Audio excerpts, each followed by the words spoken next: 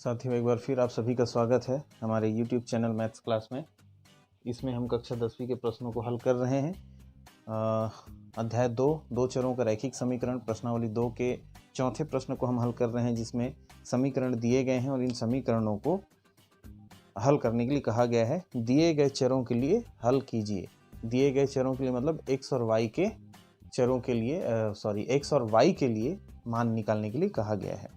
अब जैसे कि हम पहले जानते हैं, पहले के प्रश्नों को देखा है, इसी प्रश्नावली के तीसरे प्रश्न को हमने देखा है कि इन समीकरणों को हल करने से पहले हम कुछ शर्तों पर ध्यान देते हैं कि इसका हल निकलेगा या नहीं निकलेगा।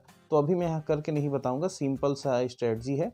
आपको क्या है देख लेना है, ऐसे ही रफ के तरीके से। देखिए 2 है, यहाँ पर 1 है, 2/1 हो गया। उसके बाद वाले में क्या है 1/2।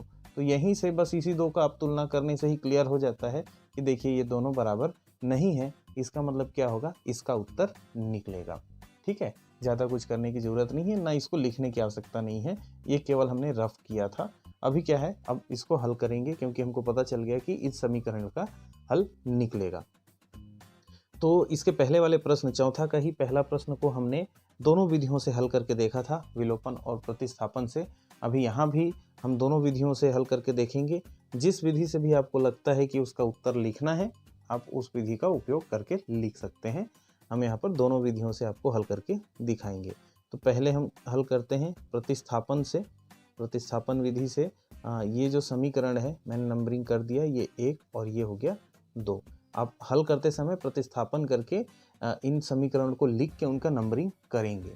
ठीक है, अभी यहाँ पर देखिए ये जो 2xy और 2x धन y बराबर 8, 2x plus y equal to 8, x minus 2y equal to -1, x ऋण 2y बराबर ऋण 1, ये 2 समीकरण हमको दिए गए हैं, प्रतिस्थापन विधि से हल करना है। तो जैसे मैंने पहले ही कहा है कि आपको y का प्रतिस्थापन करना है या x का प्रतिस्थापन करना है, आपके ऊपर डिपेंड करता है। आप किसी भी समीकरण को लेके हल कर सकते हैं, लेकिन कोशिश करना है कि छोटा समीकरण को हम लेके हल करें, तो उससे क्या होगा, हमारे जो संक्रिया है, प्रक्रिया है, वो थोड़ा सा आसान हो जाता है।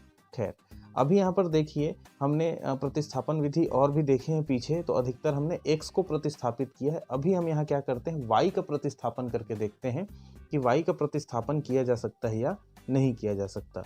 तो यहाँ पर मैं पहले समीकरण 1 से क्या कर लेता हूँ, यहाँ लिख देता हूँ समीकरण 1 से जो मैंने यहाँ पर लिया हुआ है 2x plus Y equal to 8 है, इसको मैं तीसरा समीकरण बनाता हूँ, y equal to 8 minus 2x। ये हमारा हो गया तीसरा समीकरण। आप x का भी बना सकते हैं, y का भी बना सकते हैं, जो आपको समझ में आता है, जो अच्छा लगता है, उन सब से आप बना सकते हैं। बहुत ज़्यादा यहाँ ऑप्शंस है, बहुत ज़्यादा चांसेस हैं, जिससे आप अलग अलग तरीके से भी प्रश्नों को बना सकते हैं। मेथड जो होगा एकदम सेम रहेगा, x के लिए भी वही नियम है, y के लिए भी वही नियम है, लेकिन आपको जो अच्छा लगता है उससे आप बना सकते हैं। पहले के प्रतिस्थापन में हमने x को प्रतिस्थापित किया था, यहाँ y को प्रतिस्थापित किया, इसलिए y का समीकरण हमने निकाला यहाँ। अब क्या करेंगे, ये समीकरण किससे आया है, पहला से, इसलिए हम क्या करेंगे, दूसरे समीकरण में मान रखेंगे इस y का, इसलिए क्या लिखेंगे यहाँ, समीकरण 2 में y का मान रखने पर। चलिए रखते हैं। समीकरण 2 क्या है हमारा, x minus 2y equal to -1।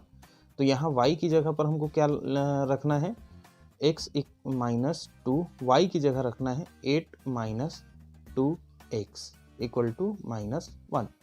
ठीक है, x ऋण 2 कोष्टक में लेंगे 8 माइनस 2x, तो इस प्रकार से x माइनस, अब यहाँ कोष्टक टूटेगा तो 2 का भीतर में गुणा होगा, 2 का 8 के साथ गुणा होगा 16, 2 का इस 2 के साथ गुणा होगा 4x, लेकिन यहाँ माइनस और ये कोई निशान नहीं, मतलब प्लस, माइनस और प्लस का यहाँ माइनस हो गया, और माइनस माइनस का यहाँ हो जाएगा प्लस, और यहाँ आ जाएगा -1।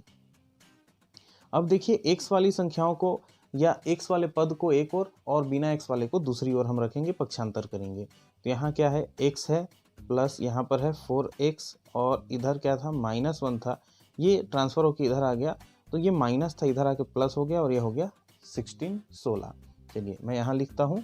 तो यहाँ क्या आ गया आपके पास, हमने जो हल किया x और 4x का बन जाएगा 5x और इधर क्या बच जाएगा 15। देखिए -1 और +16, ऋण 1 और धन 16, यहाँ पर कुल मिला के क्या बनेगा, घट जाएगा और 15 होगा। हमको x का मान ज्ञात करना है तो x इधर रखते हैं, 15 यहाँ पर है और ये 5 जो होगा यहाँ नीचे आ जाएगा। नीचे क्यों आएगा, क्योंकि यहाँ पक्षांतर होता है तो देखिए x के साथ इसका क्या हुआ है गुणा, ये क्या हो जाएगा यहाँ पर भाग, तो 5 एकम 5 और 5 दिया 15, तो x बराबर हमको मिल जाता है वैल्यू 3, x = 3 ये हमको मिल जाता है। अब इस x के ये जो हम हल करते आए हैं पहले से ही, x के मान को हमको क्या करना है, इस समीकरण 3 में जो पहले से हम हल करते आए हैं, x के मान को समीकरण जो 3 है में रखने पर, ठीक है चलिए रखते हैं। तो y = 8 - 2x है, तो यहाँ पर क्या हो जाएगा, y = ये एरो का निशान होता है, ठीक है जल्दी जल्दी में ऐसा हो जाता है, ये इस प्रकार का निशान होता है, तो आप कॉपी में जब बनाएंगे तो वैसे ही निशान बनाने की कोशिश कीजिएगा। 8 - 2 और x की जगह पर आ जाता है 3, तो इस प्रकार से यहाँ पर क्या हो जाएगा, y = 8 - 2 का 2 तिया 6 हो गया, तो इस प्रकार से y का 8 - 6 मतलब क्या मिल गया 2, तो हमको x और y के मान यहाँ पर प्राप्त हो जाते हैं। x का मान मिलता है 3 और y का मान मिलता है 2, तो ये हो गया हमारे प्रतिस्थापन विधि से इन दोनों समीकरणों का हल। अब हम क्या करते हैं, इसको विलोपन विधि से करके देखते हैं।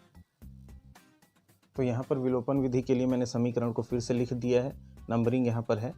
अब आप देखते हैं जैसे कि इसके पहले वाले प्रश्न में, मतलब चौथा का पहला प्रश्न में हमने y को विलोपित किया था, अभी यहाँ x को विलोपित करके देखते हैं।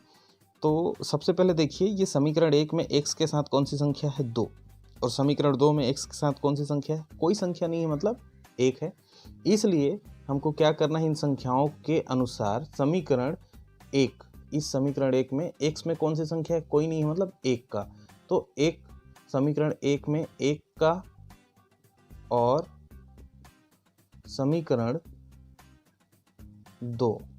2 मतलब इस समीकरण में यहाँ का क्या है, x 2 है, तो समीकरण 1 में 1 का और समीकरण 2 में 2 का गुणा करके क्या करते हैं, घटाने पर। चलिए करते हैं, मतलब यहाँ पर क्या है, समीकरण 1 में हम किसका गुणा कर रहे हैं, 1 का गुणा कर रहे हैं, और समीकरण 2 में किसका गुणा कर रहे हैं, 2 का गुणा कर रहे हैं। क्यों कर रहे हैं, क्योंकि देखिए यहाँ समीकरण 1 में जो x है उसके सामने संख्या क्या है 2, इसी 2 का इस दूसरे समीकरण में गुणा करना है, इसलिए 2 का गुणा किया। वैसे ही समीकरण 2 में x के सामने कौन सी संख्या है, कोई नहीं है, मतलब 1 है, इस 1 का गुणा हमको समीकरण 1 के साथ करना है, इसलिए हमने 1 का गुणा किया। इससे क्या होगा, इससे x जो है हटेगा। चलिए करते हैं, 1 का किसी भी संख्या से गुणा करते हैं तो उसका वैल्यू में कोई परिवर्तन नहीं होता, वो उतना ही रह जाता है, इसलिए हमने सीधा 2x + y = 8 लिख दिया। यहाँ पर 2 का यहाँ गुणा करते हैं तो 2x ऋण 4y और बराबर यहाँ पर गुणा होगा तो ऋण 2, मतलब इस 2 का x के साथ गुणा किए 2x, 2 का 2 के साथ 2 2 ने 4y और 2 का 1 के साथ ऋण 1। अब घटाने के लिए कहा गया है, इसलिए प्लस का क्या हो जाएगा, माइनस हो जाएगा, माइनस का क्या हो जाएगा प्लस, और इस प्लस का भी क्या हो जाएगा, इस माइनस का क्या हो जाएगा, प्लस हो जाएगा। अब देख सकते हैं साथियों, यहाँ 2x, यहाँ भी 2x, लेकिन ये प्लस और माइनस है तो ये कैंसिल हो गया। यहाँ पर देखेंगे y और y, तो y को आपस में जोड़ेंगे क्योंकि ये भी प्लस है, ये भी प्लस है, तो ये 4y और 1y हो गया 5y। यहाँ 8 और 2 कितना हो गया, 10 हो गया। इस प्रकार से y का मान यदि हमको निकालना है तो 10 में क्या करना पड़ेगा, इस 5 को पक्षांतर करेंगे, तो y और 5 के बीच में कोई निशान नहीं, मतलब गुणा हुआ है। पक्षांतर करने पर गुणा का क्या हो जाता है, भाग। जिस प्रकार से पक्षांतर करने से प्लस का माइनस हो जाता है, माइनस का प्लस हो जाता है, वैसे ही यदि यहाँ बीच में कोई निशान नहीं है और इसका पक्षांतर करेंगे तो क्या हो जाएगा, इसका भाग। इसलिए 5 एकम 5 और 5 दूने 10, तो हमारे पास उत्तर आ जाता है y = 2। अब इसी y के मान को हमको क्या करना है, इन दोनों समीकरण में से किसी में भी हम रख सकते हैं। y के मान को समीकरण किस में रखना चाहेंगे आप, मान लीजिए 2 में रख देते हैं, 2 में रखने पर। चलिए रखते हैं, तो हमने क्या किया, अच्छा, एक में भी रख सकते हो, दो में भी रख सकते हो, उत्तर वही आएगा। अभी करके देखते हैं। y के मान को समीकरण 2 में रखने पर क्या मिल जाएगा, x, ये जो x है -2 और y का मान कितना आया है 2 बराबर -1। तो x यहाँ पर हो जाएगा -2 दूने 4 और -1। अब क्या होगा, x का मान निकालना है तो 4 को पक्षांतर करना पड़ेगा। -1 पहले से था, -4 इधर गया तो -4 का हो गया -4 और x बराबर -1 -4 कितना आ गया 3। अच्छा, कई साथी बोलेंगे कि 2 में रखते हैं, यदि पहला में रखने से क्या आएगा, तो उसमें भी रखने से वही आएगा। लेकिन साथियों, आपको दोनों में से किसी एक को लिखना है, दोनों को आपको लिखने की आवश्यकता नहीं है। मैं केवल यहाँ समझने के लिए बता रहा हूँ कि यदि हम 2 में रखने के बजाय एक में भी रखें, एक में मतलब 2x + y = 8, इसमें भी y के मान को मतलब 2 को रखते हैं तो भी उत्तर x बराबर 3 ही आएगा। चलिए करते हैं। y की जगह पर आ गया 2 बराबर, अब यहाँ पर 2x बराबर 8 और ये 2 इधर चला गया तो -2। ठीक है, तो यहाँ पर उत्तर क्या आ जाएगा, 2x बराबर 6। अब x का मान निकालना है तो 2 कहाँ चला जाएगा, इसके नीचे चला जाएगा और जब 6 को x से भाग देते हैं तो उत्तर कितना आ जाता है 3। तो दोनों जगह पे वही आएगा। आपको ये वाला अच्छा लगता है इसको लिखिए, ये वाला अच्छा लगता है इसको लिखिए, किसी को भी लिख सकते हैं, लेकिन यहाँ पर जो उत्तर आएगा दोनों ही जगह पर सेम आएगा। वैसे प्रतिस्थापन विधि में भी y का मान 2 आया था और x का मान 3 आया था, तो यहाँ भी वही मान आएगा। तो इस प्रकार से साथियों, ये विलोपन और प्रतिस्थापन विधि के लिए हमने प्रश्नावली 2 के चौथे प्रश्न का दूसरा प्रश्न को भी हल किया। अब आपको जो अच्छा लगता है, विलोपन अच्छा लगता है तो विलोपन से, प्रतिस्थापन अच्छा लगता है तो प्रतिस्थापन से, या दोनों अच्छे लगते हैं तो दोनों को कॉपी करके और इनको बना के देखिएगा। तब तक साथियों, कोई सुझाव रहेगा तो हमको कमेंट करके ज़रूर बताइएगा। अपना ख्याल रखिए, स्वस्थ रहिए, मस्त रहिए और गणित बनाते रहिए। धन्यवाद।